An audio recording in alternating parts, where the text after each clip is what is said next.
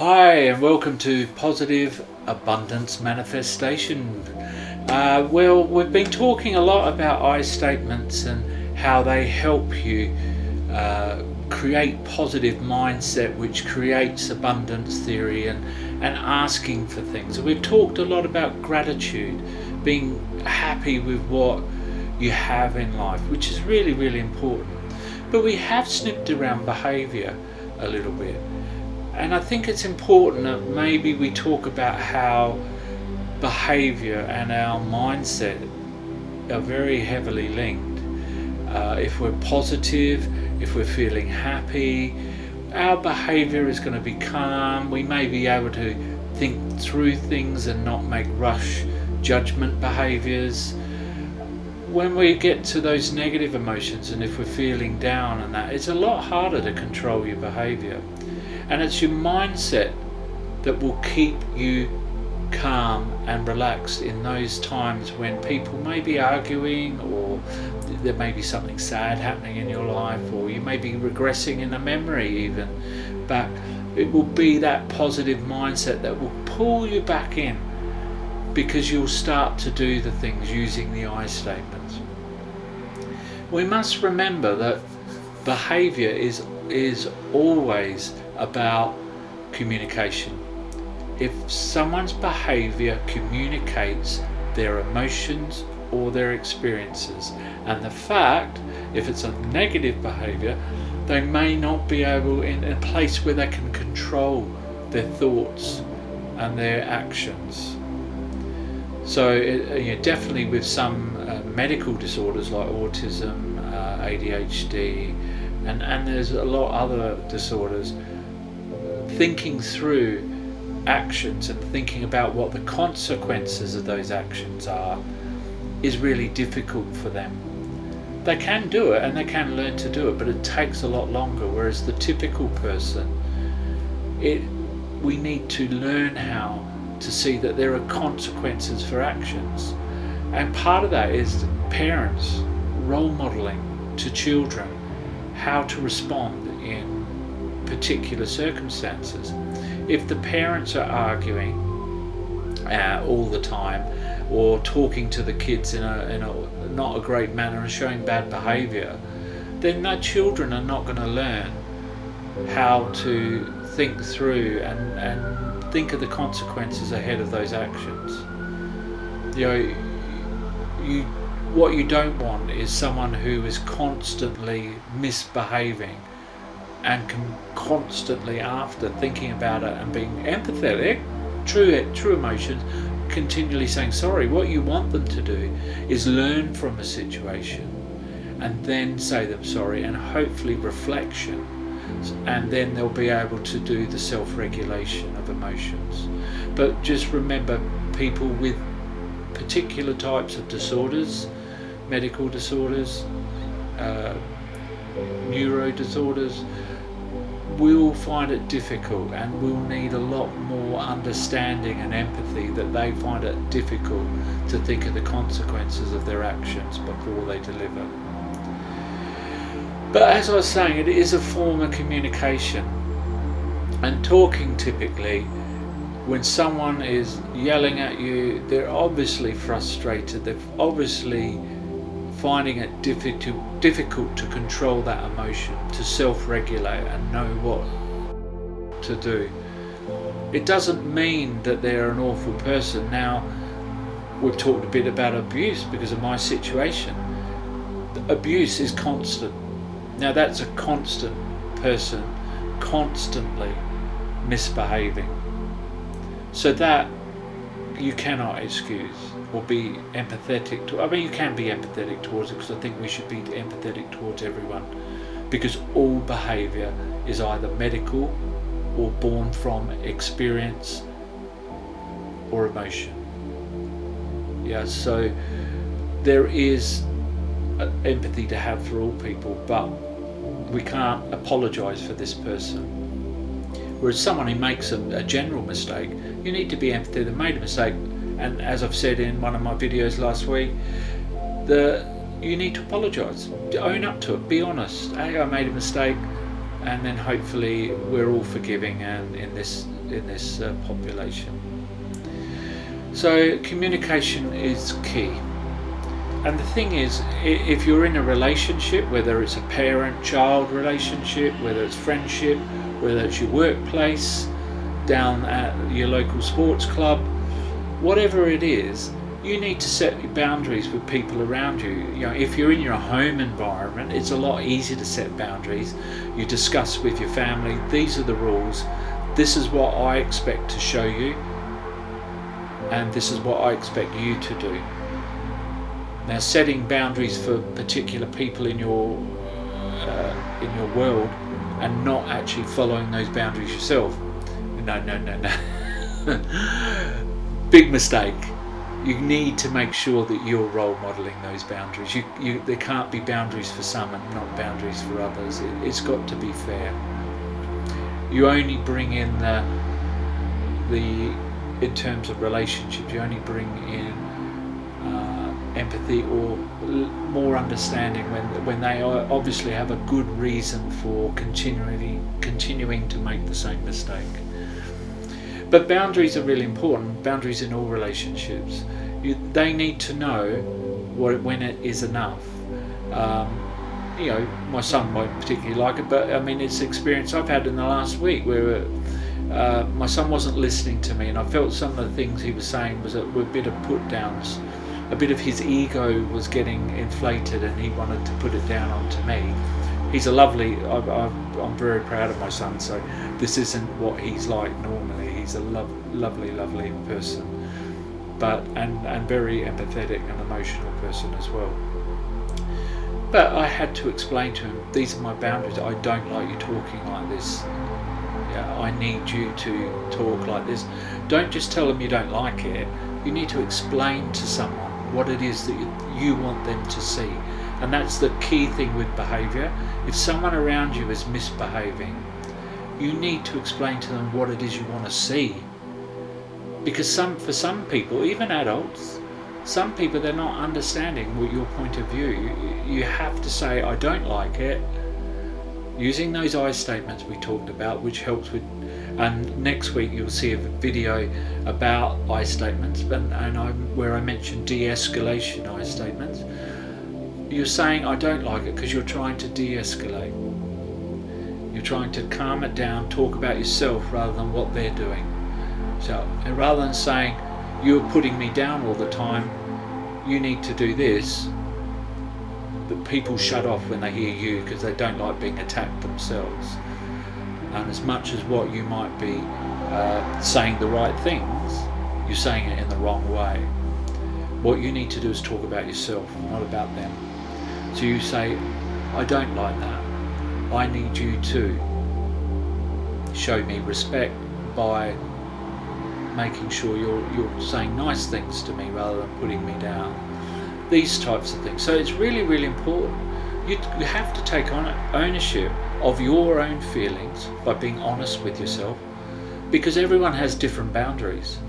Like I know in my son's case, he probably talks like that with his friends. They probably all do it, and he brought those boundaries in his friendship circle back to the house, and those boundaries are not the same as the boundaries I set in our house, or we set together, because I as I said at the start, I don't set boundaries that I'm not going to deliver to.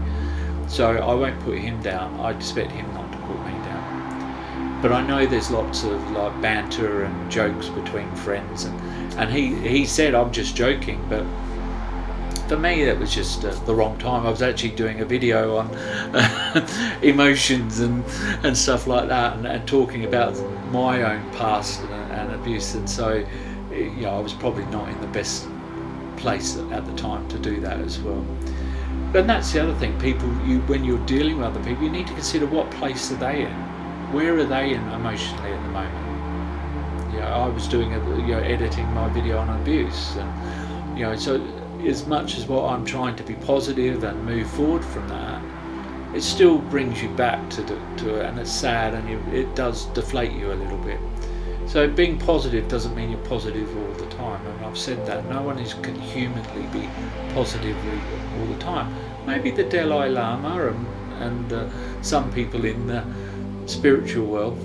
But so setting boundaries and being consistent along that. In my training courses to adults that work in schools, I'm constantly bantering on about consistency, but it is important.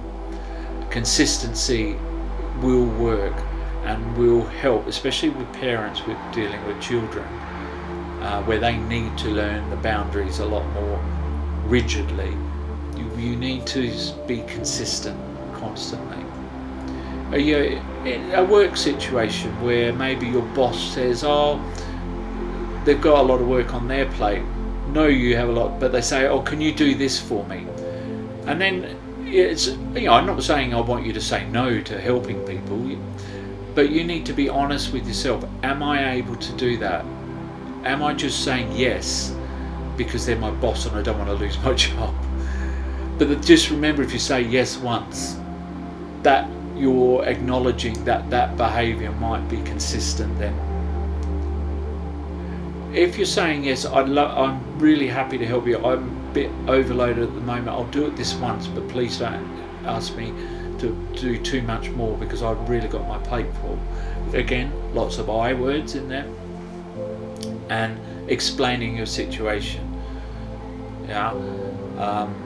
An example with the friendship, I have an 83-year-old man I go and see because he's on his own, and so I go and see him. I sometimes bring beer and stuff like that, and I know that in that situation, if I'm bringing a drink or something like that every time I see him, then his expectations are that when I come, it's not that he expects it, but the expectations are there. When he comes, he'll be deflated that I haven't bought a beer or something like that. And so you need to pre-warn him. So I pre-warn it. Oh, I might not be able to bring anything next week, so I apologise in advance. Those sorts of things. So working together with people, helping them control their emotions by being open and honest with them in a positive way, saying I statements, it's just going to work perfectly for them. So our environment sets the behaviour, doesn't it? So if we're in an abusive situation or you're witnessing abuse, that environment creates fear, negativity, so our self-worth and esteem are low. So that creates a negative atmosphere, and your behaviour, if you're a child, you might learn that behaviour and start showing it to everyone. I mean, my son played his football game last week against a team where the manager was swearing loads at the players, demeaning the way they played, if they, constantly. What we saw, that was last season, I saw that, and a few seasons before. What I've seen is the team now, all the kids are doing exactly the same as the manager now. They're berating each other, laughing at them, making fools of them, putting them down when they do something silly. They're doing that, and it looked really awkward. It didn't look very nice, and what had happened is the manager had lost control. So what we do and say created an environment where that behaviour has been exploded into a large mess, really. And that would be really difficult for that manager to come back to, because he's allowed the behaviour to continue. He's allowed his role modelling of that behaviour to continue. So we need to be very, very aware of that. The other thing is, in friendship circles, I mean, it's really hard to explain this to children. So it's really important to teach children about friendships. Even adults need to learn what's a good friend. What do I expect from a good friend? Because friends are people we choose. We don't choose our kids, but we can set boundaries in our environment to help support what we get from our kids. With workplace, that's a workplace.